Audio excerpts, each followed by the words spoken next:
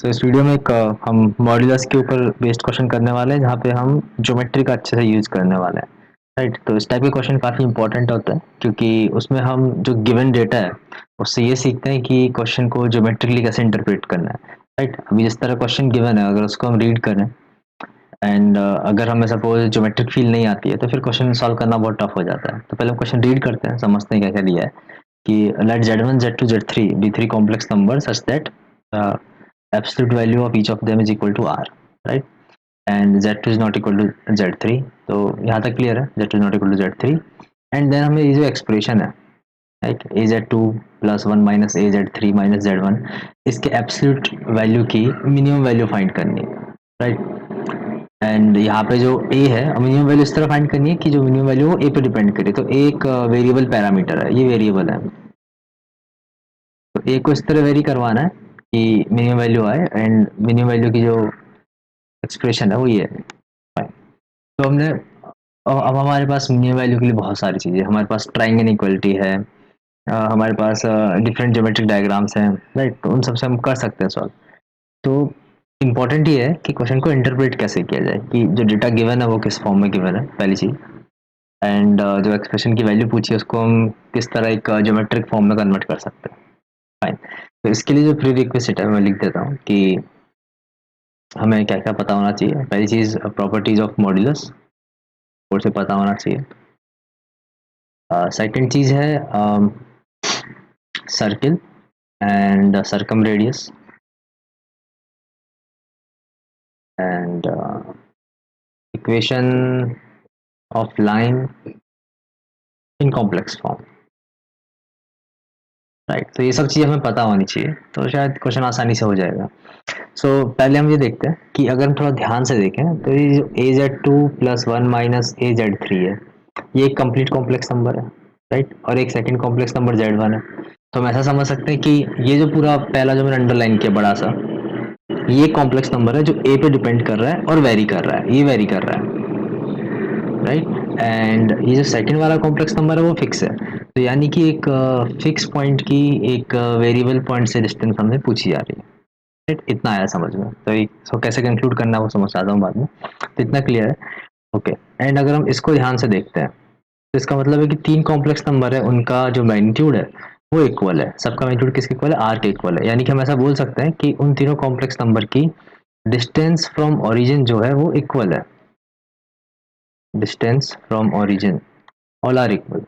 तो हम ऐसा समझ सकते हैं कि जो z1 z2 z3 तीन कॉम्प्लेक्स नंबर है वो एक सर्किल पे लाई करते हैं एंड उस सर्किल का रेडियस r है और उस सर्किल का सेंटर क्या है? ओरिजिन है।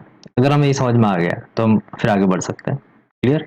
तो हम सर्किल नहीं बना रहे, जस्ट फील ले रहे हैं कि एक तीन पॉइंट है एक आर्गेंट प्लेन में, जो तीनों के तीनों पॉइंट एक सर्किल के सर्कमफेरेंस पे लाई कर रहे हैं। रीजन मैंने क्लियर कर दिया ऐसा क्यों हो रहा है। तो अभी हम क्या करते हैं समझते हैं। तो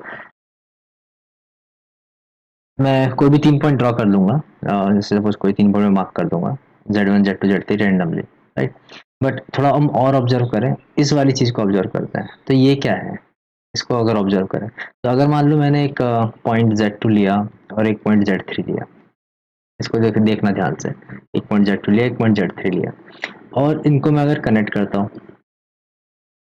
राइट, तो जो लोग 11th में है या जिन्होंने स्ट्रेट लाइन अगर पढ़ लिया है तो उनको तो कुछ चीज़ क्लिक कर जाती है फटाफट, कि अगर हम Z2 और Z3 को 1 माइनस ए रेशो ए में बांटने वाला पॉइंट अगर ढूंढते हैं तो क्या आएगा? Like az2 plus one minus A into z3 upon one minus A plus A. तो ए से तो कट गया और नीचे वन है तो लिखने की जरूरत नहीं है।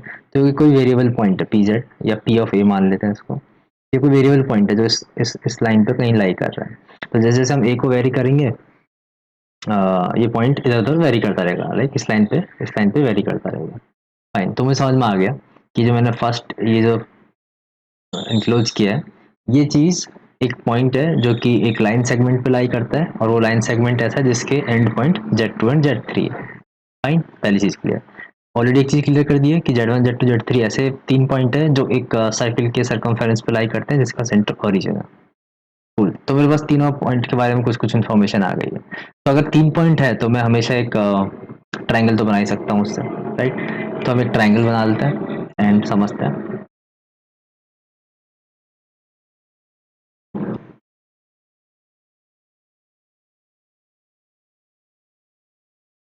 फाइन, ये कोई ट्रायंगल है एंड अभी मैं इसके ऊपर पॉइंट मार्क करता हूँ। तो ये Z2, ये Z3 एंड ये Z1। फाइन। तो जो Z2 Z3 सेगमेंट है उसके ऊपर बहुत सारे पॉइंट हो सकते हैं PA टाइप के, राइट। हमें इस टाइप के पॉइंट पे ध्यान देना है। ये जो PA टाइप का पॉइंट है, या फिर इसको हम ZA लिख देते हैं और अच्छा समझ में आ जाएगा कि ZA एक कॉम्प्लेक्स नंबर जो कि Z पे डिपेंड कर रहा है। तो मेरा जो ZA है वो बहुत सारी डिफरेंट वैल्यू ले सकता है। हो सकता है कि ZA1 यहाँ पे हो, राइट, एक ही कोई वैल्यू हो, या फिर ZA2 यहाँ पे हो, राइट, या फिर कुछ भी हो, लाइक ZA6 हो, एक डिफरेंट डिफरेंट वैल्यूज की। तो अगर हम थोड़ा ध्यान से देखें, तो अगर हम इस पॉइंट को अगर सपोज यहाँ कनेक्ट करते हैं, राइट, तो ये जो डिस्टेंस है वो हमसे पूछी जा रही है। इसका मतलब ये हुआ अगर हम Z1 को इस वाले पॉइंट से अगर कनेक्ट करते हैं ZA2 से, तो हमसे ये वाली डिस्टेंस पूछी जा रही है, राइट। तो जो एक्सप्रेशन था अपने पास, ये जो एक्सप्रेशन है इसको मैं हाईलाइट करने वाला हूँ। ये जो एक्सप्रेशन था, इस एक्सप्रेशन को मैं अब डिफरेंट डिफरेंट वे में जो वैल्यूज हैं उनको दिखा सकता हूँ, राइट। ये आया समझ में। तो ये जो अपना वेरिएबल पॉइंट है, ये जो वेरिएबल पॉइंट है वो एक सेगमेंट Z2 Z3 पे लाई कर रहा है एंड हम डिफरेंट पोजीशंस के लिए ZA की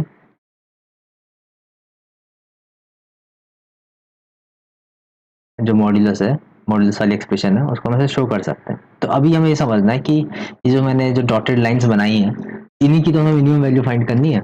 तो सबसे मिनिमम वैल्यू कब आएगी, राइट।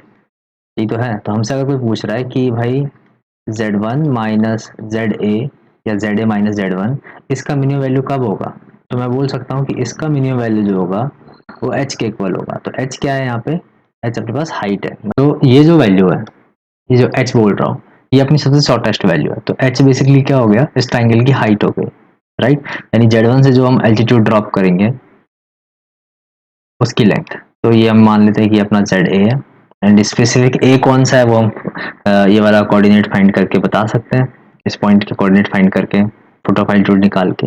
ठीक है, तो हमें अभी A में इंटरेस्ट नहीं है, वो हम बाद में भी सॉल्व कर सकते हैं। हमें H की वैल्यू फाइंड करनी है। सो H बेसिकली अब क्या हो गया, तो H अगर हम थोड़ा ध्यान से देखें तो हम ऐसा बोल सकते हैं कि 1/2 एंड अगर मैं सपोज इन साइड इसको नाम दे देता हूँ लाइक ABC, राइट। तो 1/2 into H into BC equals to area of triangle, right. ये समझ में आता है। और BC को तो हम Z2 Z3 फॉर्म में लिख सकते हैं।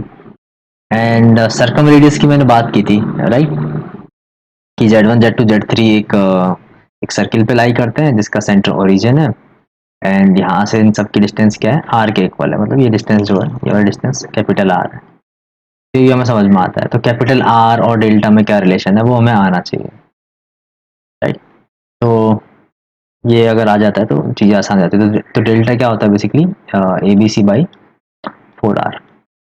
ABC साइड्स ऑफ ट्राइंगल है एंड R सर्कम रेडियस है। तो यहाँ से जो H की वैल्यू आ रही है वो हम निकाल सकते हैं। और BC बेसिकली क्या है, स्मॉल a तो है, तो BC से स्मॉल a को कट कर दिया।